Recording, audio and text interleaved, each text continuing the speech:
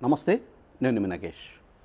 రాష్ట్రంలో చంద్రబాబు నాయుడు గారి నేతృత్వంలోని కూటమి ప్రభుత్వం రైతులకు పగటిపూటే 9 గంటలు విద్యుత్తు సరఫరా చేసే అంశంలో యూటర్న్ తీసుకుంది. అంటే ఎన్నికల సమయంలో చంద్రబాబు నాయుడు గారు రైతులకు గట్టి హామీ ఇచ్చారు. వ్యవసాయానికి ఉదయం పూటే 9 గంటల పాటు నాణ్యమైన విద్యుత్తు సరఫరా చేస్తాము, మమ్మల్ని గెలిపించండి అని అడిగారు. సో 7 నెలల క్రితం రాష్ట్రంలో కూటమి ప్రభుత్వం అధికారంలోకి వచ్చింది. చంద్రబాబు నాయుడు గారు ముఖ్యమంత్రి అయ్యారు. ఇప్పుడు రైతులను దొంగ దెబ్బ కొట్టడానికి కూటమి ప్రభుత్వం ఒక ట్రయల్ రన్ వేసింది. ఎస్పీడీసీఎల్ పరిధిలోని వ్యవసాయ కనెక్షన్లకు, అంటే వ్యవసాయానికి రోజుకు 7 గంటలు మాత్రమే విద్యుత్తు సరఫరా చేయాలి. అది కూడా మొత్తం ఈ ఎస్పీడీసీఎల్ పరిధిలో ఉన్న నెల్లూరు, తిరుపతి, చిత్తూరు, అన్నమయ్య, సత్యసాయి, అనంతపురం, కడప ఈ జిల్లాలన్నింటిలో కూడా వ్యవసాయానికి రోజుకు 7 గంటలు మాత్రమే విద్యుత్ సరఫరా చేయాలని చెప్పేసి ఎస్పీడీసీఎల్ ఉన్నతాధికారులు ఆయా జిల్లాల ఎస్సీలకు ఆదేశాలు జారీ చేశారంటే రిటర్న్గా ఇచ్చారు. సో దీని ప్రకారం ఇక మీదట ఈ జిల్లాల పరిధిలో ఉండే వ్యవసాయ కనెక్షన్లకు రాత్రిపూట అది కూడా 7 గంటలు మాత్రమే విద్యుత్ సరఫరా అయ్యే అవకాశం పరిస్థితి ఏర్పడింది. సో ఈ జిల్లాల్లో ఉండే విద్యుత్ కనెక్షన్లన్నింటినీ ఏబిసి కేటగిరీలుగా విభజించి ఒక్కొక్క కేటగిరీలో వారానికి ఒక 2 రోజులు అర్ధరాత్రి 12 నుంచి 4 వరకు, అలాగే 4 నుంచి ఉదయం 7 వరకు, ఆ తర్వాత ఉదయం 7 నుంచి 10 వరకు, మధ్యాహ్నం 3 నుంచి 4 వరకు, ఈ విధంగా వ్యవసాయానికి విద్యుత్తు సరఫరా చేసే వేళలను డివైడ్ చేసింది.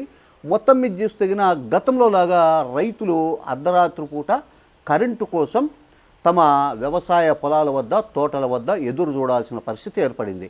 ఈ పరిస్థితి ఇలాగే కొనసాగి రాష్ట్రంలో విద్యుత్ కొరత అధికమవుతోంది, సప్లైకి డిమాండ్కి అసలు పొంతం లేదు అనే ఒక వాదనను ప్రభుత్వం తీసుకొని వచ్చి రైతులను కన్విన్స్ చేసే ఒక ప్రయత్నం మెల్లగా చేస్తుంది. ఇందులో భాగంగానే ఎస్పీడీసీఎల్ పరిధిలో ఉండే రైతులకు రోజుకు 7 గంటలు, రాత్రి పగలు మార్చి కరెంట్ ఇచ్చేలా ఒక ట్రయల్ రైతుల మీద వేసింది. అంటే ఈ ట్రయల్ సక్సెస్ అయితే రాష్ట్ర వ్యాప్తంగా కూడా ఇదే విధానం అమలు చేయాలని చెప్పేసి ప్రభుత్వ ఒక ఆలోచన.